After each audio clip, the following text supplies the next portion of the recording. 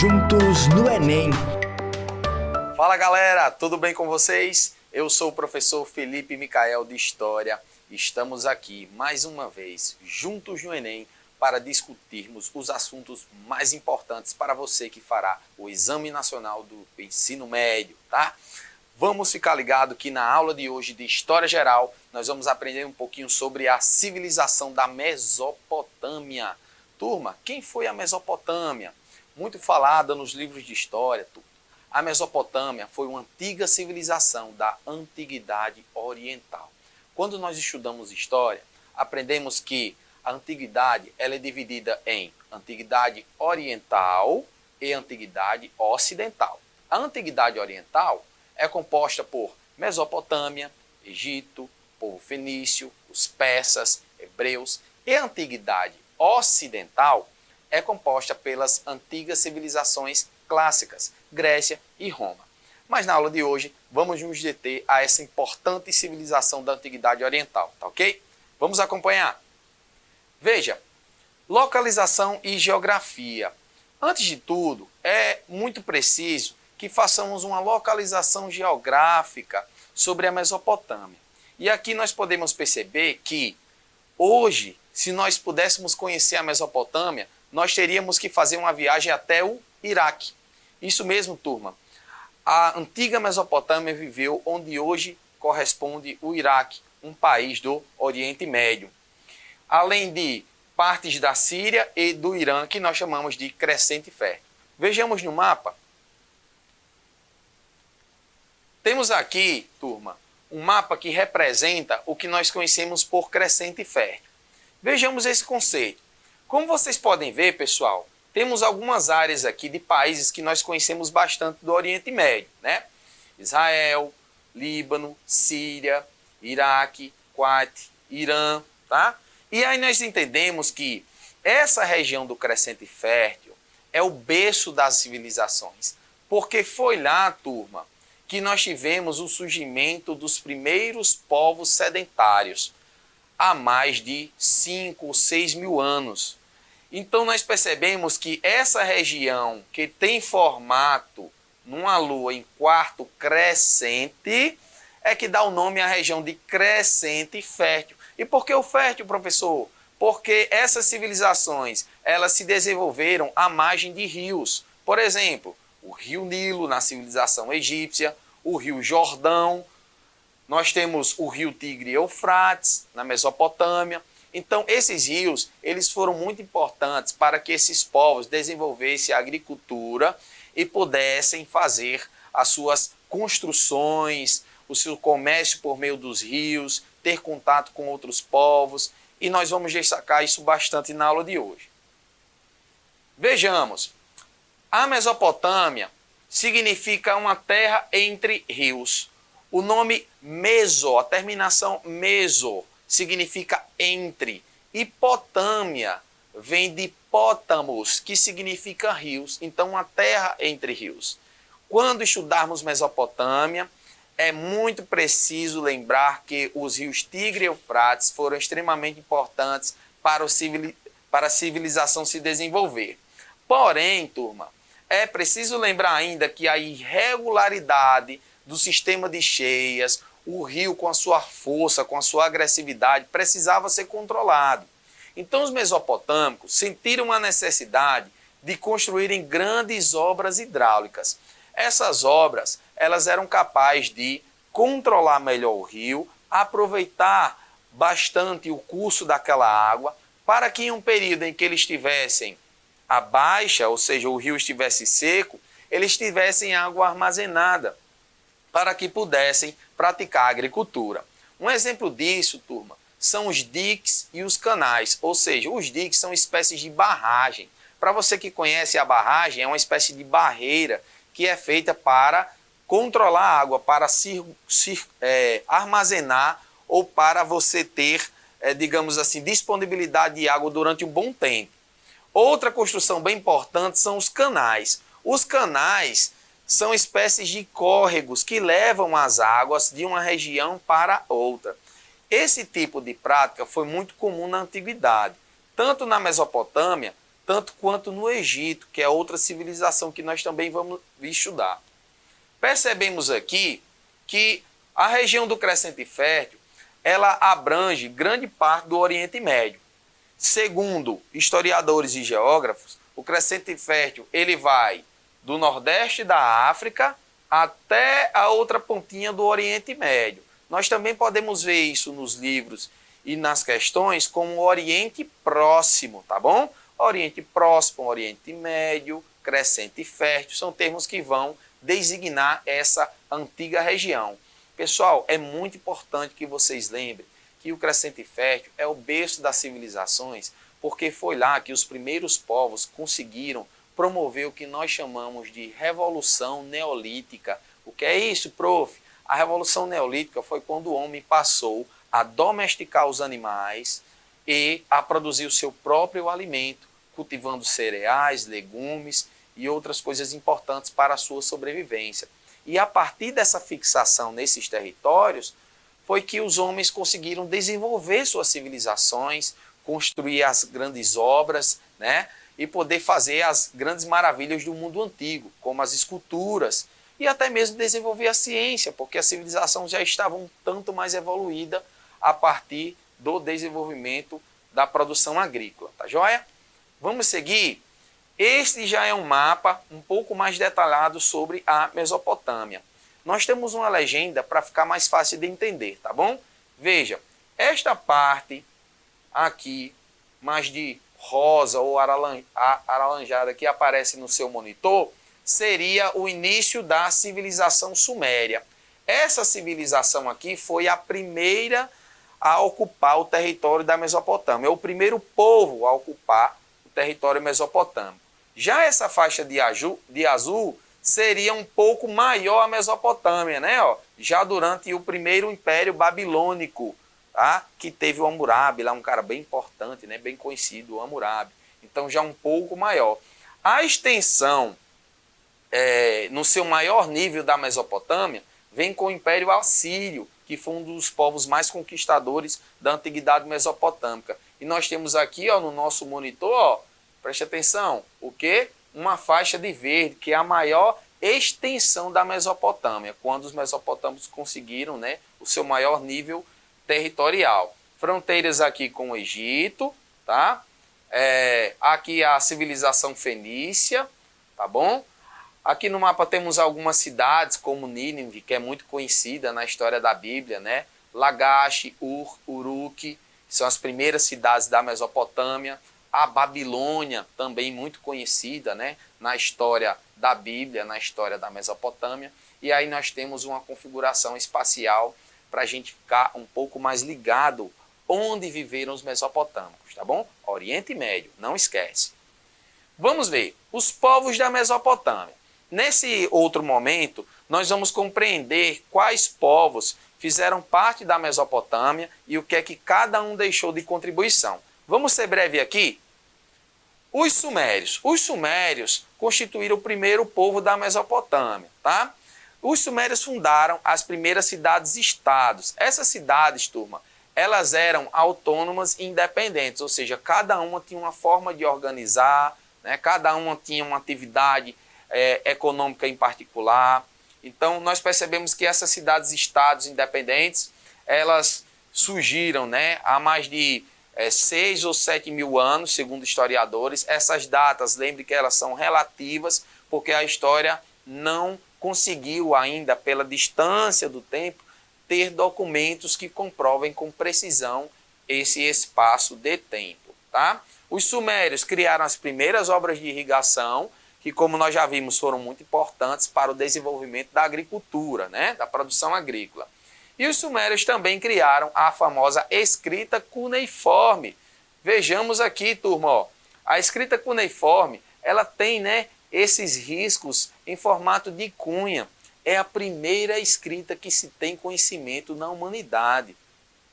E os sumérios, turma, faziam essas escritas em tábuas de argila, né? Então, dificilmente alguém poderia alterar o texto, estava ali gravado. E é muito importante perceber, pessoal, que a escrita ela tem um fundamento na sociedade. no Enem a gente pode se deparar com uma questão que não fale especialmente de perguntar o nome da escrita mesopotâmica, mas a utilidade dela. Para que a escrita servia? Para documentar coisas que eram relacionadas ao governo, ao Estado, né? Para também a contabilidade das pessoas, do comércio ou do próprio governo, e também para registrar outros escritos, como poemas que já existiam nessa época. Então a escrita ela tem uma função muito importante na sociedade e foi desenvolvida nos mesopotâmicos com os sumérios. Os acádios, eles vão ter uma passagem rápida aqui na nossa aula, mas nós precisamos lembrar que eles unificaram as cidades e estados, eles fizeram com que aquelas diferenças elas se unissem ali e formassem o primeiro estado da Mesopotâmia. Então aí surgem os impérios na Mesopotâmia, tá bom? Continuando sobre os povos da Mesopotâmia, vejamos um pouco sobre os amoritas. Os amoritas também são chamados de primeiro império babilônico.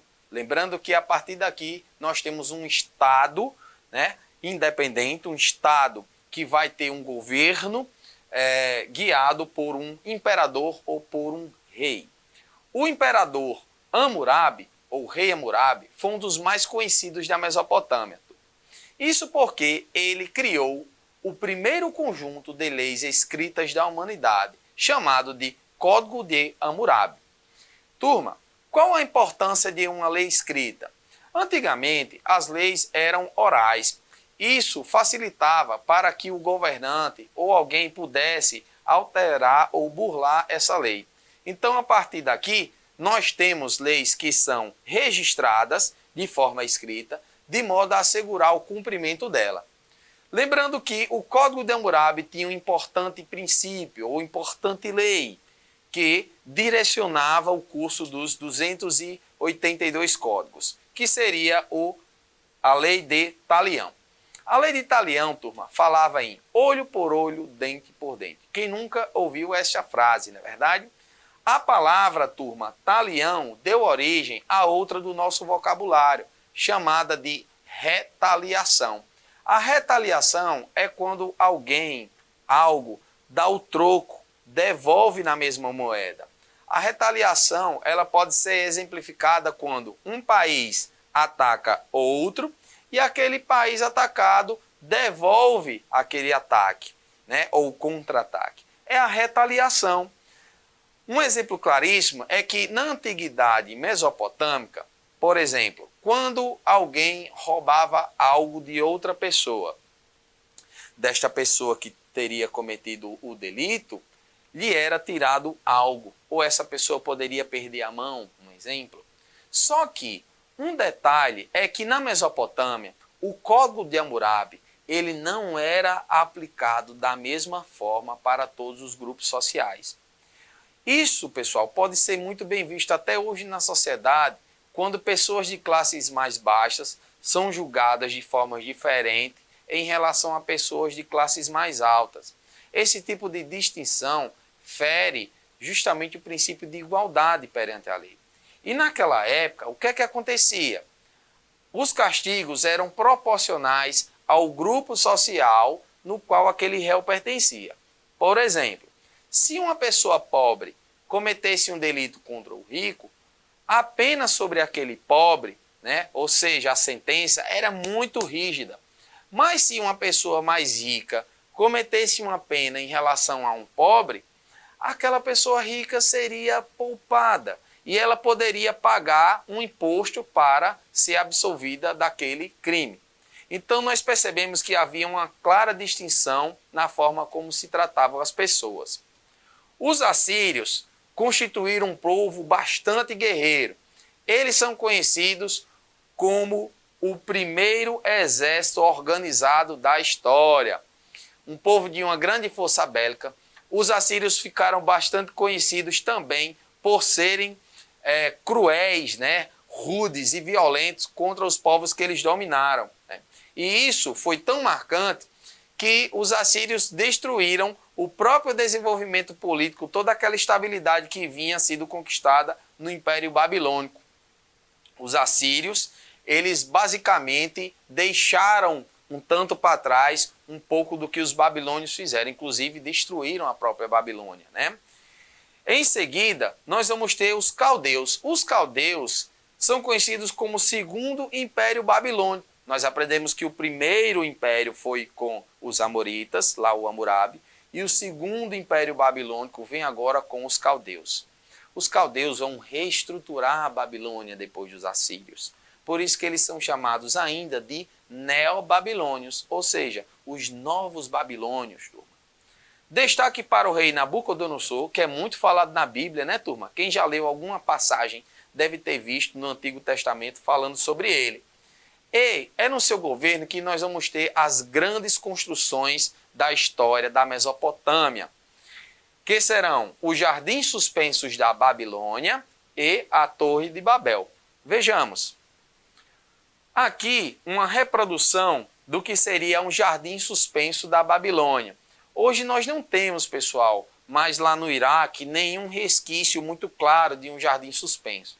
Mas segundo os historiadores, a partir dos escritos, olha a importância dos escritos deixados. Nós temos uma reconstrução, tá? Isso aqui é uma reconstrução de computação gráfica, né? Como seria um jardim suspenso, um palácio muito bonito, né? Com verdadeiros jardins que estão em formas, né, graduais, estão em escadas aí nesses palácios. Isso demonstra, turma, a riqueza, o poder, todo o luxo que seria o império dos babilônios, tá bom? Outra construção muito conhecida na história é justamente a Torre de Babel. Veja só, turma, essa retratação aí, um quadro, né, uma obra do século XVI que mostra a Torre de Babel. Segundo historiadores, turma, a Torre de Babel ela se localizaria na antiga Mesopotâmia, né, próximo que seria a região da Babilônia, e segundo a passagem bíblica, a Torre de Babel ela teria sido construída pelos homens até chegarem ao céu. Só que Deus, como forma de punir o povo, né, por essa atitude, teria ocasionado uma confusão com o surgimento de várias línguas para que as pessoas não pudessem mais ter aquele contato e terminar a torre que chegaria até o céu. O mito da Torre de Babel, turma, é inclusive registrado na Bíblia, no livro de Gênesis, capítulo 11, versículo 1 a 6. Professor, mais Bíblia na nossa aula? Em algumas passagens da história, turma, a Bíblia ela pode ser utilizada como documento histórico. Apesar de ser um livro religioso, a Bíblia também é uma fonte documental sobre os povos antigos, inclusive os hebreus, né, que são bem conhecidos na história da Bíblia. Registros da Torre de Babel foram encontrados, turma, por volta do século XIX, né, especialmente quando a arqueologia conseguiu avançar bastante com algumas descobertas. Mas até hoje não se sabe exatamente onde ela teria existido. Fica aí no campo da curiosidade o mito da Torre de Babel.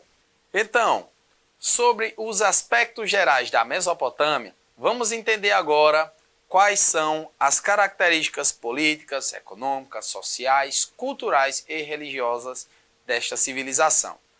Primeiramente, a política na Mesopotâmia, turma, funcionava por meio de uma monarquia teocrática. Prof, como é que é isso? Monarquia a gente sabe que vem de rei, mas o que é teocrático? Vejamos a análise etimológica da palavra. Theo significa Deus. Crática vem de kratia, uma palavra do grego, essa terminação significa governo. Então, governo do Deus, ou Deus no governo, como podemos entender isso? A tradução, turma, nos dá a entender que a monarquia teocrática tinha a união do governo, da esfera política, com a esfera religiosa. Uma monarquia teocrática, turma, o governante é enviado por Deus ou o próprio Deus. Então, por isso que os reis na Antiguidade Oriental, que eram de uma monarquia teocrática, eram muito respeitados pela sua sociedade. Nessa organização política, nós já vimos que existiam várias cidades-estados. Nós observamos no mapa vamos voltar um pouco, que na Mesopotâmia existiam várias cidades-estados, que estão aqui de vermelho, e essas cidades-estados tinham governos autônomos independentes, ok? Continuando. Na economia, os mesopotâmicos tiveram um grande destaque para a agricultura. Isso, sem sombra de dúvida, é muito fácil de lembrar porque nós já falamos bastante sobre a importância dos rios. Mas nós precisamos entender o conceito de modo de produção asiático. Prof, o que são modos de produção? Diz respeito a como uma sociedade, uma civilização, desempenha o seu trabalho, como é gerada a economia naquela civilização. Aqui nós chamamos de modo de produção asiático, porque os historiadores entenderam que essas antigas civilizações que viviam onde hoje corresponde à Ásia, então daí recebeu esse nome de modo de produção asiático, tá? Vejamos, na economia de modo de produção asiático, o sistema é de servidão coletiva, ou seja, a sociedade trabalha coletivamente num regime de servidão para servir ao Estado. E um detalhe, turma, naquela época, grande parte dos camponeses, dos agricultores que trabalhavam para o Estado, também desempenhavam outras funções. Como assim, professor? O agricultor ele não planta e colhe? Sim, mas no contexto deste modo de produção, a servidão coletiva compreende que os trabalhadores, além de produzirem gêneros agrícolas, eles também trabalhavam na construção das obras públicas.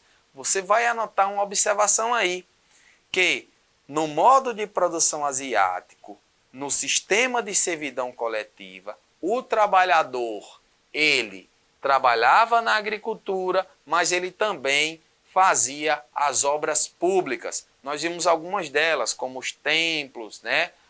Os zigurates, que são espécies de pirâmides da Mesopotâmia, os jardins suspensos, os canais para levarem água, os diques para armazenar água. Todas essas obras também eram feitas por esses trabalhadores. Vamos destacar a agricultura como a principal atividade, lembrando que essa agricultura tinha uma fixação, uma sedentarização ali próxima dos rios, porque, obviamente, né, a água foi o grande veículo para o desenvolvimento da Mesopotâmia. Tivemos o cultivo de trigo, de cevada, de centeio, né, que são alguns cereais, como também de legumes, pessoal. Só para complementar, a agricultura não é a única atividade da Mesopotâmia. Obviamente, eles praticavam a pesca, existiam algumas trocas comerciais com outros povos do Oriente e também praticavam o artesanato. Tá? É muito importante observar que a agricultura não é a única, mas ela vai ter o destaque porque é aqui que essas civilizações vão promover os grandes sistemas de irrigação para que a água fosse bem utilizada na produção agrícola. A respeito da sociedade, a Mesopotâmia tem uma característica bem particular, assim como outros povos da antiguidade, que é a sociedade estamental. Uma sociedade estamental, turma, ela é dividida em estamentos ou castas. Isso significa dizer que há uma hierarquia social, os mais ricos e os mais pobres. Isso é muito perceptível porque a nobreza, né, as pessoas mais ricas, que eram famílias do rei, elas dominavam as principais terras. Enquanto as outras partes da sociedade eram trabalhadores que serviam a esse Estado. Então nós temos aqui, ó, no grupo dos mais ricos, que basicamente estavam no topo, temos, obviamente, o rei, né, os sacerdotes, os aristocratas, que são pessoas ricas, aristocracia significa nobreza, militares e ricos comerciantes. Na ala mais baixa da sociedade, nós vamos ter os camponeses, os artesãos e os escravos. Lembrando, turma, que naquela época a principal mão de obra era a de camponeses, os trabalhadores que faziam a servidão coletiva que vimos há pouco. Tá? Além do artesanato, os escravos de época geralmente eram escravos de guerra, ou seja, eram povos que eram capturados pelos mesopotâmicos e então condicionados à escravidão. Lembrando que a escravidão na antiguidade, turma, não tem nenhuma conotação como a escravidão da época do século XVI, que aconteceu no Brasil, que era de subjugar povos inferiores pela cor da pele. Não existia isso, tá? Um povo virava escravo na antiguidade quando era dominado por outro mais forte, tá, ok? Sobre a religião da Mesopotâmia, nós temos duas características bem interessantes. Eles eram politeístas, ou seja, acreditavam em vários deuses. E esses deuses se manifestavam, sobretudo, turma, com elementos da natureza.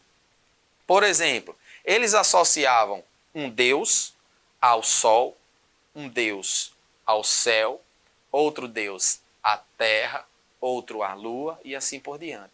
Essa associação desses deuses era muito interessante porque a gente percebe que na antiguidade os povos têm uma forte relação com a natureza.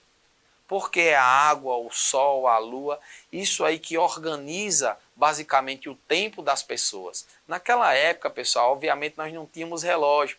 Então os homens observavam os elementos da natureza para organizarem o tempo e a partir daí desenvolverem suas atividades. Além de acreditar em vários deuses, por isso eram politeístas, os mesopotâmicos tinham seus deuses como antropomórfico, ou seja, era uma religião antropomórfica. Prof, o que significa isso? Vamos lá, mais uma vez, uma análise da palavra antropo, homem, mórfico, vem de forma. Então, são deuses com formas humanas. Isso mesmo, pessoal. Os deuses para os mesopotâmicos tinham semelhanças físicas com os seres humanos e também as suas virtudes, suas características, né? Seus sentimentos se pareciam com os dos homens, tá ok? Religião politeísta e antropomórfica. Lembra bem disso, porque na aula de Egito nós vamos precisar desses conceitos também, tá joia? Sobre a literatura, um dado muito importante, pessoal, é que os mesopotâmicos já escreviam poemas, isso mesmo.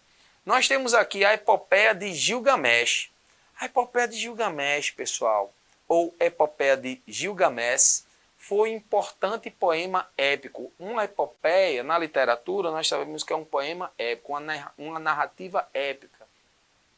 Foi a história de um grande herói, de um rei, de uma cidade chamada Uruk, uma das primeiras cidades da Mesopotâmia.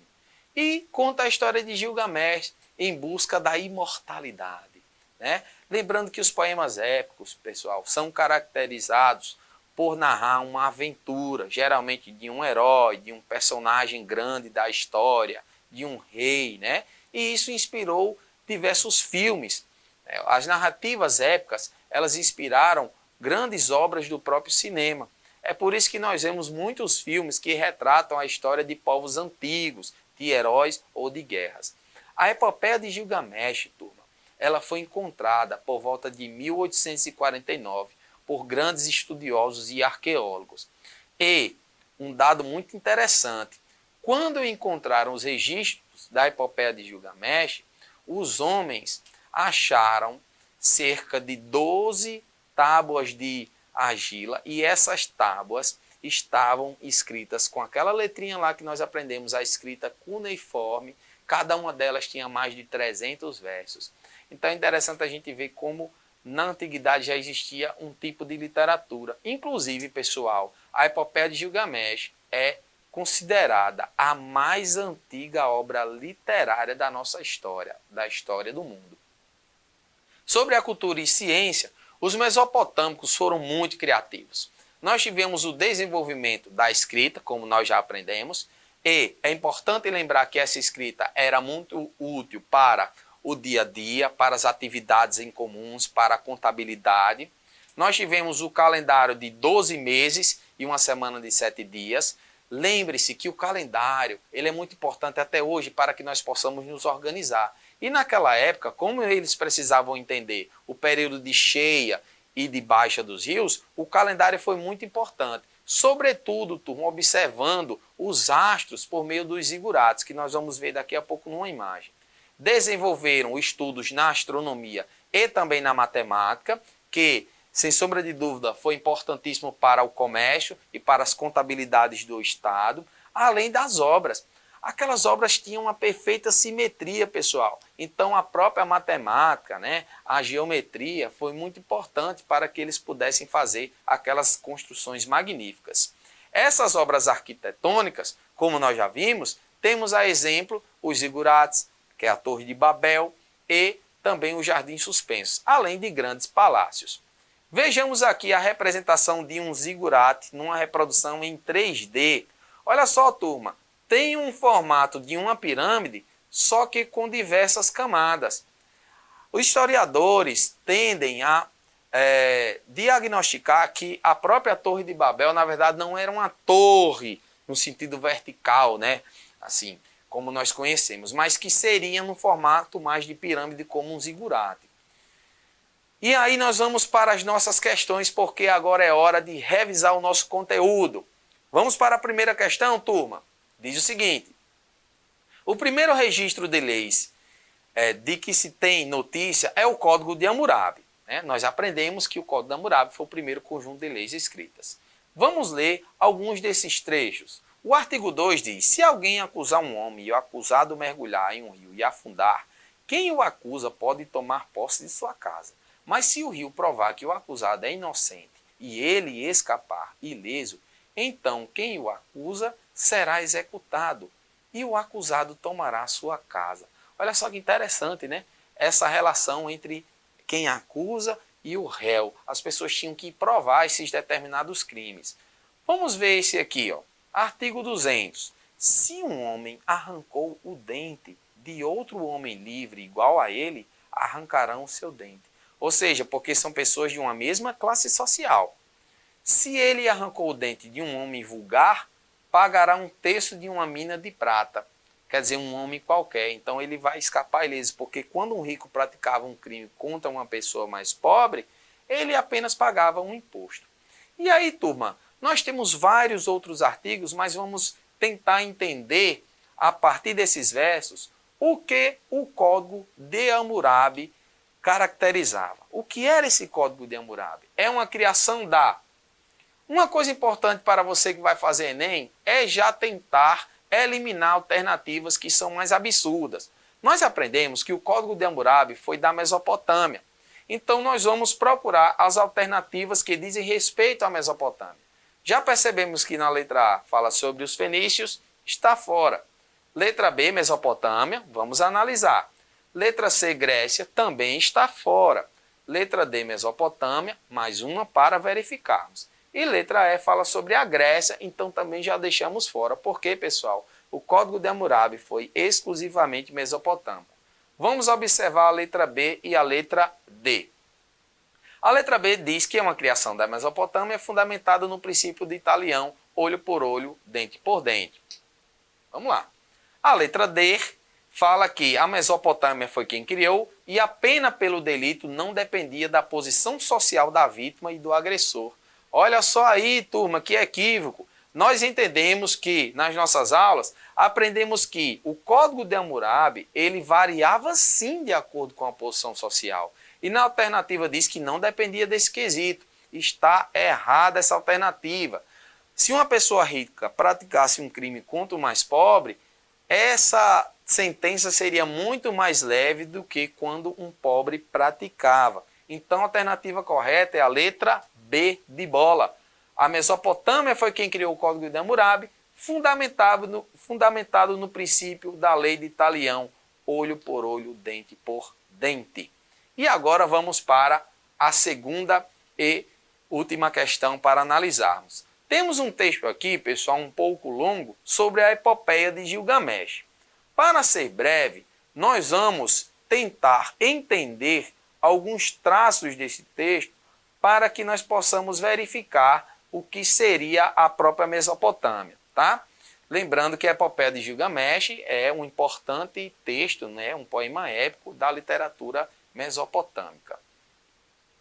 Essa questão, que é uma questão da FUVEST, começa falando: ao primeiro brilho da alvorada chegou do horizonte uma nuvem negra que era conduzida pelo Senhor da tempestade. Surgiram então os deuses do abismo, ó, deuses, né? Então uma sociedade politeísta. Aqui no meio do texto fala sobre exércitos em guerra. Então é um povo que está ligado, né, a atividades guerreiras. Nós percebemos alguns traços, turma, aqui, ó, na montanha do Nici o barco ficou preso, e aí mais uma característica da própria geografia.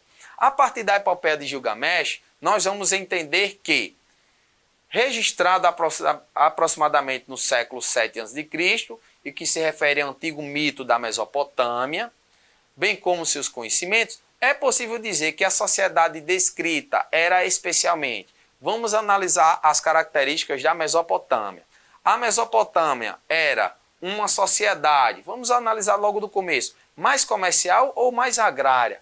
Turma, mais agrária. Era uma sociedade voltada para a produção agrícola. Já eliminamos a letra a letra C e a letra D.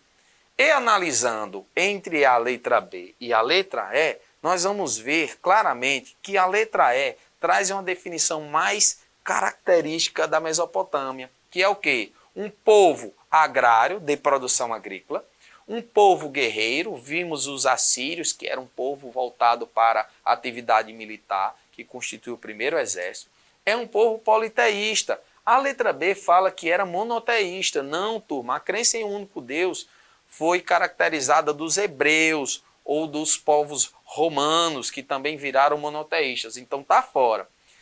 E além de serem politeístas, os mesopotâmicos viviam numa teocracia, ou seja, um governo que é fundamentado na religião. Portanto, letra E, 4 características importantes da Mesopotâmia. Tá ok? Turma, nós aprendemos na aula de hoje que a Mesopotâmia foi uma importante civilização da Antiguidade Oriental e suas características, que são únicas, são especiais, foram muito importantes para o desenvolvimento de outros estados lá no Crescente Fértil. Dá uma revisada um pouco mais sobre o Crescente Fértil para que nós possamos consolidar esse nosso aprendizado sobre as civilizações antigas.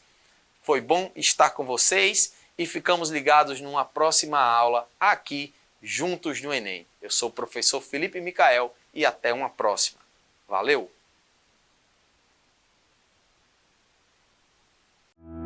Juntos no Enem.